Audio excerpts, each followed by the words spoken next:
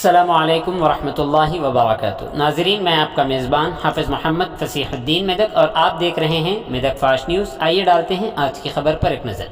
MLA Medak Shrimati M Padma Devendra Reddy ने कहा कि चीफ मिनिस्टर केसीआर की भेड़ियों की तकसीम की स्कीम के ज़रिए मुआशी आज़ादी फराहम करने की नीयत शुरू की गई है। भेड़ियों की तकसीम के प्रोग्राम के एक हिस्से के तौर पर आज हवेली घनपुर मंडल के वाड़ी देहात में एमएलए मेदक श्रीमती एम पद्मा देवेंद्र रेड्डी ने भेड़ियों के 64 यूनिट्स तकसीम किए। इस मौके पर उन्होंने खिताब करते हुए कहा कि चीफ मिनिस्टर केसीआर ने ज़राअत से मुताल्लिक़ शोबों को तरक्की देने के इरादे से भेड़ियों और बकरियों की तकसीम का प्रोग्राम शुरू किया है। उन्होंने नई तकसीम की गई भेड़ियों की हिफाजत के लिए एहतियाती तदाबीर इख्तियार करने की हिदायत दी है। उन्होंने कहा कि चीफ मिनिस्टर केसीआर ने रियासत तेलंगाना में कई फलाही प्रोग्राम शुरू करके आवाम की मंजूरी हासिल की है। चीफ मिनिस्टर केसीआर किसानों की भलाई चाहते हैं, इसीलिए उन्हें 24 घंटे मुफ्त बिजली और रैतु बंधु रैतु बीमा जैसी कई एक सहूलियात फराहम कर रहे हैं। बादजा एमएलए मेदक ने दूप सिंह तांडे के पुल के तामीराती कामों का मुआयना किया और पंचायत राज डी पांडु रंगारेड्डी से फ़ोन पर बात की और तामीराती कामों में तेज़ी लाने का हुक्म दिया।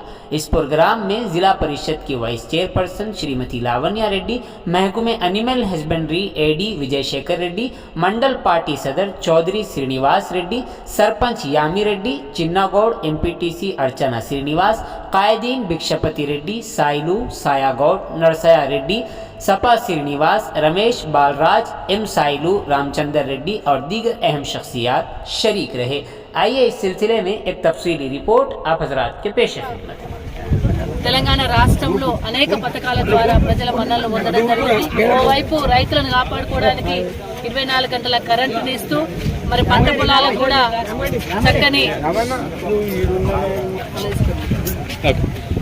తెలంగాణ రాష్ట్ర ప్రభుత్వం వచ్చిన తర్వాత గౌరవ ముఖ్యమంత్రి గారు మరి ప్రజల కోసం అనేక పథకాలు తీసుకురావడం జరిగింది. ముఖ్యంగా రైతులకు సంబంధించి 24 గంటల కరెంటు ఇస్తూ మరోవైపు మిషన్ కాకతీయ ద్వారా చెరువులు మంచిగా చేసి కరెంటును కూడా 24 గంటలు ఇస్తూ కాళేశ్వరం ప్రాజెక్టు ద్వారా అనేక నీళ్లను కూడా తీసుకొచ్చి రైతులకు అందించడం జరుగుతూ ఉంది. ఎరువులు విత్తనాలు సకాలంలో అందించడం, రైతు బీమా, రైతుల బంధు లాంటి పథకాలను తీసుకురావడం జరిగింది.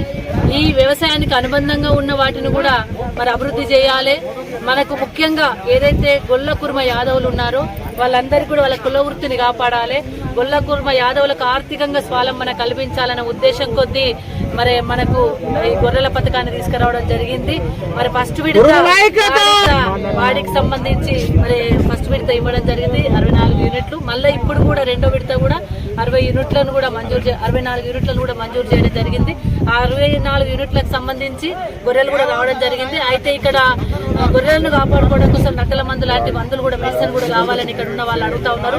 తప్పకుండా ఒక జేడీ గారితో మాట్లాడి ఒక క్యాంపును ఏర్పాటు చేసి కొత్తగా వచ్చిన గొర్రెలన్నీ కూడా ఇక్కడ అలవాటు పడేంత వరకు కూడా వాటికి ఎటువంటి చేయమని కూడా చెప్పడం జరిగింది. ఇది కొత్తగా వచ్చిన యూనిట్స్ కాబట్టి ఇప్పుడు వచ్చిన 4-5 గ్రామాలకు సంబంధించి పెండింగ్ ఉన్నాయి. వాటిని కూడా తొందరలోనే గొర్రెల పంపిణీ పథకానికి తొందరలోనే ఆ యూనిట్స్ కూడా మంజూరు చేయాలని చెప్పేసి చెప్పడం జరిగింది.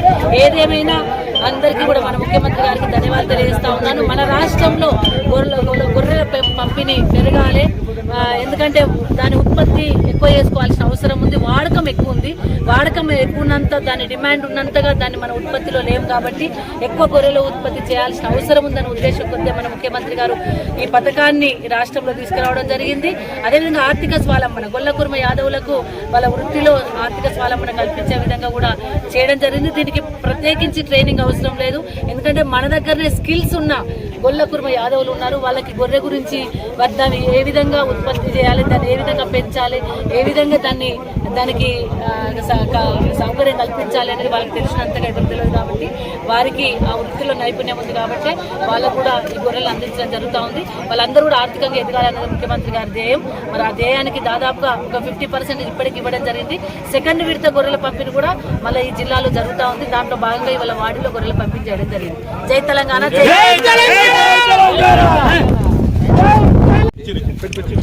అక్క మేము మనకు పని చేస్తాం.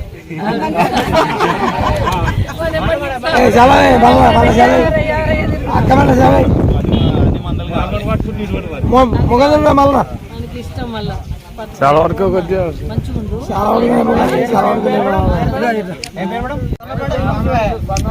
పెన్షన్ వస్తుందా నీకు? మంచి కాసుకోండి. ఓకే, అందరికి వచ్చినాయి కదా, ఒక్కరు కూడా మిగలకుండా.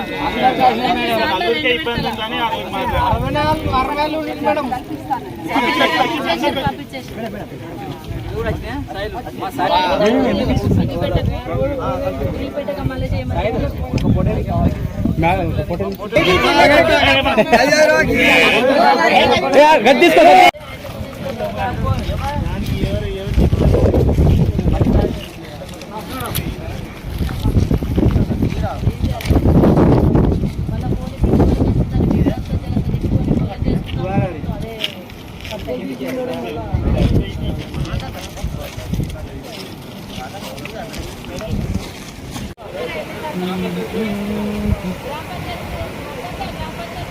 सरपंच साहब इनका जर्मन अरे जर्मन